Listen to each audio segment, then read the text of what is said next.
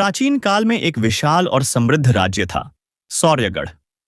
वहां के राजा विक्रमादित्य न्यायप्रिय और प्रजाहितैषी थे।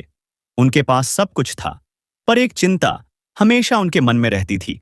उनकी एकमात्र पुत्री राजकुमारी अन्विता के विवाह की।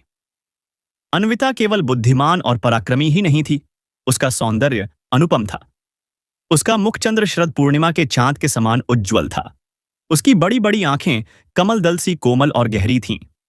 उसके केश काले बादलों जैसे चमकते थे और उसकी चाल हंसनी सी मृदु और मोहक।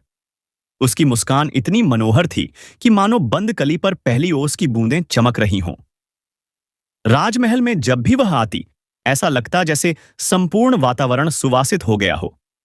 उसकी सुंदरता के चर्चे पड़ोसी राज्यों तक फैले हुए थे। कई राजकुमारों ने उसका हाथ मांगा, लेकिन कोई भी राजा के मन को न भाया। किसी में घमंड था, किसी में लोभ।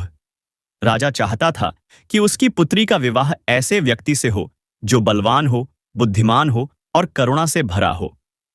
एक दिन राजा ने घोषणा की कि जो राजकुमार राजकुमारी से विवाह करना चाहता है, उसे 3 परीक्षाएं उत्तीर्ण करनी होंगी।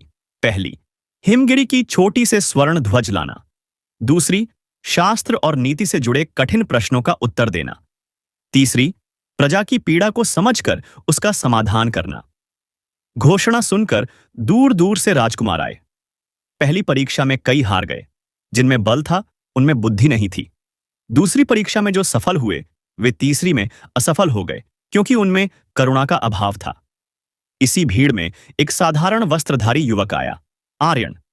लोग उसका मजाक उड़ाने लगे, पर आर्यन ने हिमगिरी की चोटी पर चढ़कर स्वर्ण ध्वज लाया।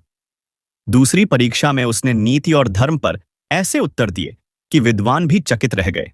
तीसरी परीक्षा में उसने गरीबों की बस्ती में जाकर अनाज बांटने के बजाय कुएं खुदवाए और सिंचाई की योजना बनाई, ताकि लोग आत्मनिर्भर बन सकें।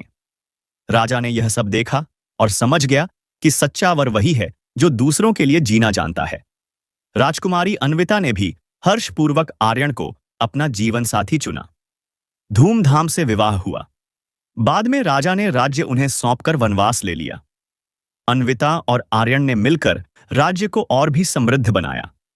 इस तरह एक राजा की चिंता एक अनुपम सुंदरता और आदर्श प्रेम की कथा में बदल गई।